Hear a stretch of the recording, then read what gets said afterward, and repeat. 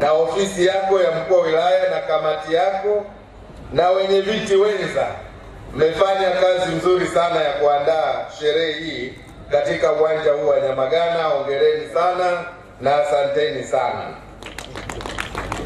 Lakini pia niwashukuru kwa kunipa nafasi ya kuwa mgeni rasmi katika maadhimisho haya ambayo tunayafanya kwa ngazi ya mkoa hapa Mwanza, tukiwa tunafahamu kwamba tarehe 8, yani kesho kutwa, itakuwa ni maadhimisho ya kitaifa na mgeni rasmi atakuwa ni Rais wa Jamhuri ya Muungano wa Tanzania kule Arusha, Mheshimiwa Dr. Samia Suluhu Hassan. Lakini pia nitumie fursa hii kuwashukuru kamati ya maandalizi kwa zawadi nyingi ambazo mmezitoa kwa Rais wa Jamhuri ya Muungano wa Tanzania. Bila shaka wanawake wa Mwanza mmemheshimu na kumheshimisha Rais wetu Dr. Samia Suluhu Hassan. Asanteni sana.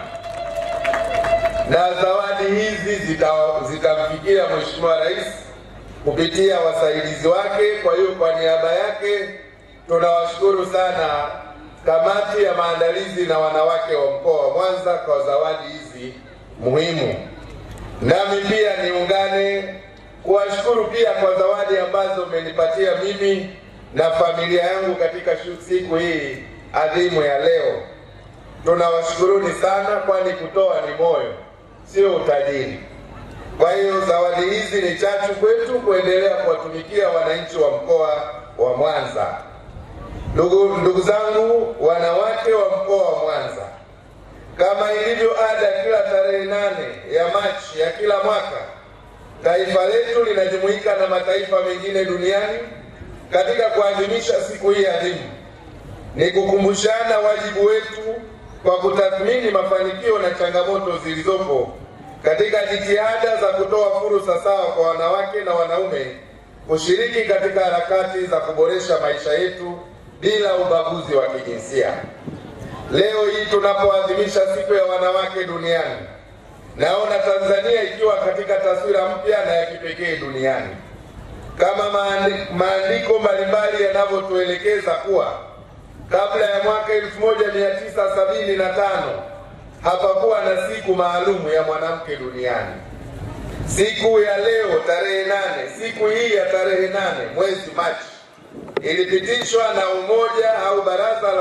Baraza la Umoja wa Mataifa mwaka 1977 kuwa siku rasmi ya kumbukumbu au maadhimisho ya dunia juu ya haki za wanawake.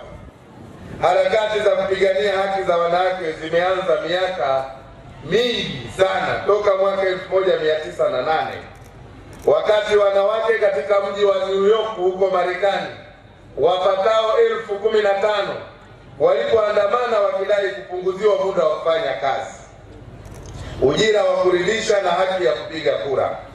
Na wazo la kuanzisha siku ya kimataifa ya wanawake lilianzishwa na mwanamke aliyeitwa Clara mwaka 1910 katika mkutano wa kimataifa wa wafanyakazi wanawake uliofanyika Copenhagen kule Denmark. Ndugu zangu, kauli mbiu ya maadhimisho ya mwaka huu ni wanawake na wasichana 2025. Tuimarishe haki, usawa na uwezeshaji. Kauli mbiu hii ina lengo la kuhamasisha jamii kukuza usawa, haki na uwezeshaji wa wanawake, wasichana na wanaume kuelekea uchaguzi wa mwaka 2025. Na hapa Mheshimiwa Mwenyekiti wa mkoa ameshasema kwamba Chama cha Mapinduzi kimempitisha jasiri kiongozi mwanamke Dr. Samia Suluhu Hassan kugombea tena urais wa Jamhuri ya Muungano wa Tanzania kupitia Chama cha Mapinduzi. Kwa hiyo nitoe wito kwa wanawake wote, adui wa mwanamke sio mwanamke. Kwa hiyo tumuunge mkono Rais Samia wakati wa uchaguzi utakapofika, yani mwezi wa 10, pale taratibu rasmi itakapotangazwa na Tume ya Taifa ya Uchaguzi. Ndugu wananchi, hususan wanawake wa mkoa wa Mwanza, kwa mujibu wa sensa ya watu na makazi ya mwaka 2022, idadi ya watu katika mkoa wa Mwanza ni takriban 3.6 milioni, na wanawake wako wako 1,897,689, huku wanaume idadi yao ikiwa ni 1,0802,183. Hivyo wanawake kuwa ni wengi zaidi katika mkoa wa Mwanza kwa idadi ya wanawake 95,506. Kwa hiyo hili ni kundi kubwa, na wanawake ni jeshi kubwa, na likitumika vizuri ni chachu ya maendeleo kwa taifa na uchumi wa taifa letu. Nafikiri sensa yote wanawake ni wengi kuliko wanaume duniani kote. Kwa hiyo ndugu zangu, serikali imeendelea kutoa kipaumbele katika masuala ya jinsia na uongozi, ambapo mkoa wa Mwanza una wanawake viongozi walio katika nyadhifa za kiserikali na za kisiasa kwa wastani wa ngazi zote. Tuna waheshimiwa wakuu wa wilaya watatu kutoka wilaya za Nyamagana, Sengerema na Misungwi, hivyo kufanya jumla yao kuwa ni 43%, na ni wanawake hodari na wachapakazi kweli kweli. Mkurugenzi wa manispaa Ilemela ni mwanamke pia, Umi yuko pale. Lakini makatibu tawala wanawake wawili wapo katika mkoa wa Mwanza, Ilemela na Magu. Wakili msomi Mariam na mwingine mchapakazi mashuhuri kutoka Magu. Kwa hiyo ndugu wanawake, tafsiri nzuri tunapopigania haki na usawa wa kijinsia, tunaweza kufasiri haki kuwa moja kati ya maadili ya msingi ya utu unaotufanya tumpatie mwingine anachostahili. Haki hii pia inaonekana katika maandiko matakatifu ya Mwenyezi Mungu yanayotuonyesha thamani na haki ya mwanamke kupitia neema, haki na uwezo aliyotupa katika maandiko matakatifu. Ukisoma Wakorinto 11 mstari wa 11, zinaelezwa habari ya haki sawa kati ya wanaume, au haki sawa, mwanaume hawezi bila mwanamke na mwanamke pia vivyo hivyo. Kwa hiyo ukisoma maandiko mengi imeelezwa habari hii. Lakini kwa wale wasomaji wa Biblia wanafahamu ujasiri wa mwanamke Esther katika kutetea taifa lake la Wayahudi wakati huo chini ya udhalimu wa mfalme kwa wakati huo. Lakini katika kitabu kitakatifu cha Qur'an, mwanamke ameendelea kupewa thamani na haki mbalimbali. Yako maandiko mengi. Mimi sio shehe, lakini shehe yuko pale. Ukisoma surati Nisa aya ya 97 inazungumzia mambo mengi, ikiwa ni pamoja na haki ya kurithi, akiwa mtoto kumrithi mzazi wake, akiwa dada anayo nafasi ya kumrithi kaka yake, akiwa mama anayo haki ya kumrithi mwanaye, hata akiwa mke anayo haki ya kumrithi mumewe. Kwa hiyo yako maandishi mengi, ikiwemo pia hadithi za Mtume Muhammad sallallahu alaihi wasallam, swala na amani imwendee juu yake, ambapo amesisitiza kuhusu kutafuta elimu, na kutafuta elimu ni faradhi kwa kila Muislamu mwanamke na Muislamu mwanamke na mwanaume, kama ambavyo kwa kupewa nafasi ya kutafuta elimu pale inaposema itafuteni elimu, haikusema wanawake peke yake ndio waitafute elimu au wanaume peke yake, bali wote wanao wajibu na haki ya kutafuta elimu. Ndugu zangu wananchi wa mkoa wa Mwanza na wanawake kwa ujumla mlioko katika viwanja hivi vya Nyamagana, serikali ya awamu ya 6 imeweka mazingira mazuri ya kuimarisha kipato cha wananchi wote kupitia mifuko ya maendeleo kwa wanawake, vijana na watu wenye ulemavu, ambapo kwa sasa dirisha la mikopo limefunguliwa Oktoba mwaka 24, fedha zilitengwa, na kwa mwaka 24-25 katika mkoa wa Mwanza shilingi bilioni 12.4, ambapo 4% ya wanawake ni shilingi bilioni 4.9. Hizi ziko tayari kwa ajili ya mikopo kwa ajili ya wanawake. Na juzi nimeona mkuu wa wilaya ya Ukerewe akikabidhi fedha zaidi ya milioni 600 kwa vikundi mbalimbali vya wanawake vijana na watu wenye ulemavu. Kwa hiyo fedha hizi bado zipo. Twendeni katika halmashauri zetu, tufuate taratibu, lakini dawa ya deni ni nini? Kulipa. Lakini 4% ya vijana, fedha ile iliyolimbikizwa mwaka 24 na hii 25, katika mkoa wetu tunazo fedha shilingi bilioni 4.9. Kwa hiyo vijana wachangamkie fursa hiyo. Na watu wenye ulemavu, hadi sasa katika halmashauri zetu tunazo fedha shilingi bilioni 2.4 kwa ajili ya watu wenye ulemavu bila kuzingatia jinsia zao. Na nitoe wito kwa walemavu kuchangamkia nafasi hii. Na walemavu wanaweza kukopesheka, sio lazima wawe katika vikundi. Kwa hiyo ndugu zangu, kwa mwaka 2021 serikali imeendelea kuboresha vituo vya kutolea afya, zahanati, vituo vya afya na hospitali vikiwa 321, na mwaka 25 vituo vya kutolea huduma kwa sasa tunavyo 549 katika mkoa wetu.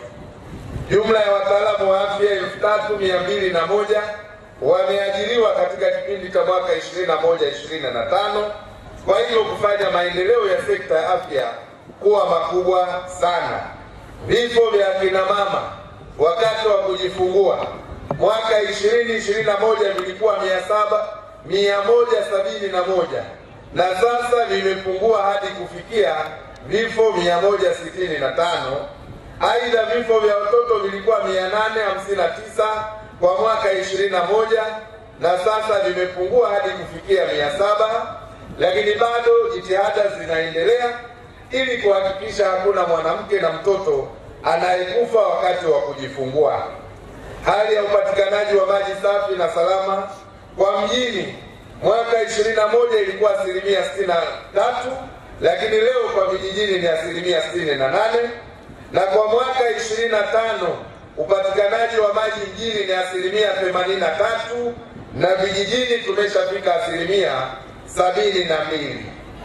Sasa wengine wataniuliza, hivi karibuni tulikuwa na upungufu wa maji na changamoto ya maji maeneo mbalimbali ya mji wa Mwanza. Hii inatokana na hitilafu ambayo ilitokea kwenye mitambo ya umeme na kupelekea baadhi ya maeneo kuathirika, lakini pia utengenezaji wa barabara kule Mabatini ulipelekea bomba kubwa kuharibiwa.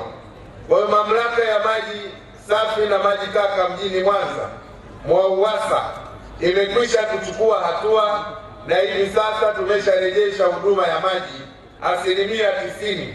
Maeneo machache yaliyobakia ndani ya siku 2 hizi hayatakuwa na upungufu tena wa maji. Kwa hiyo tunawapongeza sana wenzetu wa MWAUWASA kwa kazi nzuri ya kurejesha miundombinu ya maji, na hivi leo sasa wananchi watapata huduma kama ilivyostahili. Sheria ya manunuzi ya umma imeelekeza kuwa 30% ya manunuzi wapewe makampuni yanayomilikiwa na wanawake. Kwa hiyo wanawake, tufahamu tunapoomba tenda katika maeneo mbalimbali ya serikali, na hawa maafisa manunuzi ni lazima wazingatie sheria kwamba 30% ya manunuzi hayo itolewe kwa wanawake wale wanaomiliki makampuni ili kuwawezesha wanawake kiuchumi. Sasa wakati mwingine inashangaza, maafisa ununuzi ni wanawake, lakini wanapotoa tenda hizi hawazingatii sheria ya kutoa 30% kwa wanawake wenzao. Sasa hii ni roho mbaya, na roho mbaya haijengi. Kwa hiyo wito wangu kwa maafisa ununuzi wote, wanaume na wanawake, kutekeleza sheria ya manunuzi ya kuwapa nafasi makampuni ya wakina mama 30% kupata kazi kwenye maeneo hayo. Haya yaliwekwa maksudi na serikali ili kuwainua wanawake kiuchumi na kuwafanya waweze kukimbia sanjari na wanaume ambao kwa muda mrefu walinufaika na sheria mbalimbali. Ndugu zangu, ninaendelea kuwashukuru tena kwa kunialika hapa, lakini pia kwa niaba ya viongozi na wananchi wa mkoa wa Mwanza ninapenda kumshukuru zaidi rais wetu Dr. Samia Suluhu Hassan, rais wa Jamhuri ya Muungano wa Tanzania, kwa kutupatia fedha nyingi kiasi cha shilingi trilioni 5.6 kati ya mwaka 21 na 24. Fedha hizi zote zimetumika katika kuimarisha na kujenga miradi mbalimbali ya maendeleo. Serikali imeweza kufanya uwekezaji mkubwa katika kujenga uchumi, na ndiyo maana mkoa wa Mwanza unachangia uchumi wa taifa hili kwa 7.2 tukiongozwa na mkoa wa Dar es Salaam.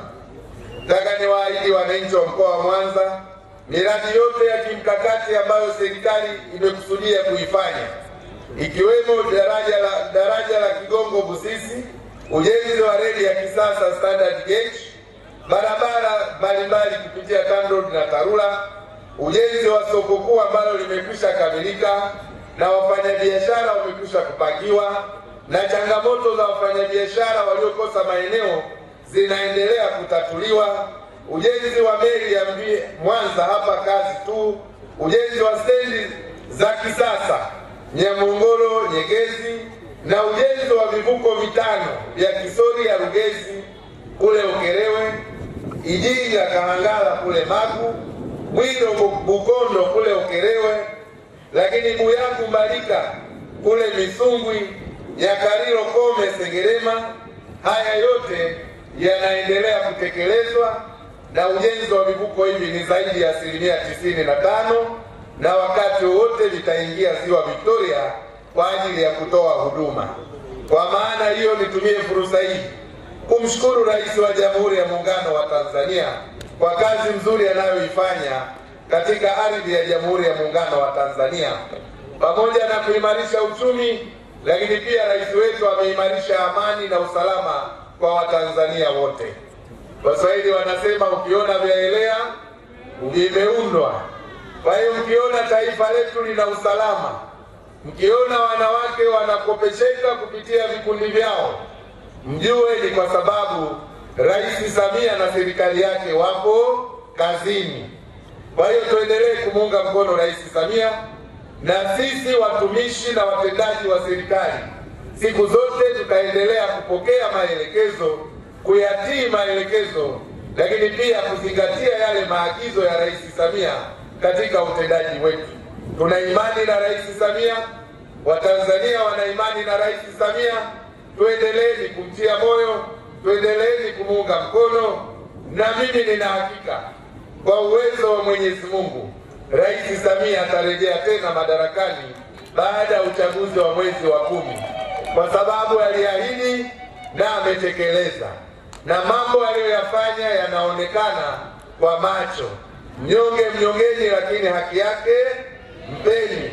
Baada ya maelezo hayo, na washukuruni tena, na watakia kila laheri wakina mama wote wa mkoa wa Mwanza, akiwemo mke wangu, lakini pia akiwemo mama yangu Bi Halima ambaye yuko huko Lindi akisherehekea siku ya wanawake. Mwenyekiti wa mkoa alisema yeye anawapenda sana wanawake, na wengi mlitabasamu. Sasa sio kwa maana ile ambayo mlidhania. Anawapenda wanawake kwa sababu wanawake ni sehemu ya taifa hili, wanao mchango mkubwa kwa maendeleo ya nchi yetu, lakini pia wanawake wana uwezo mkubwa kama wanaume.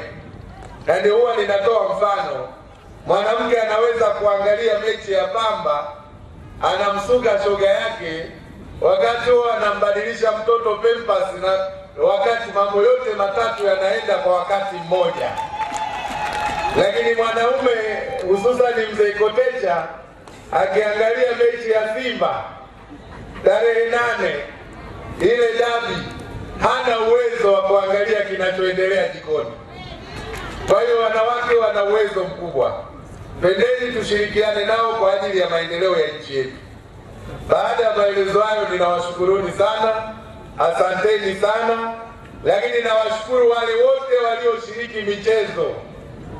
Tunawashukuru kikundi cha Buyegu kwa ngoma nzuri ambayo wameionyesha, na kabla tujaondoka, nafikiri kwaya itaimba ya walimu, afisa utamaduni uliwaita watumishi.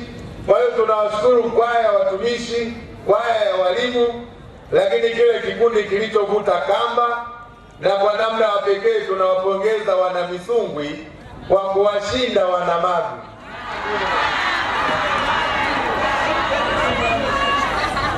Wameshinda Misungwi Magu.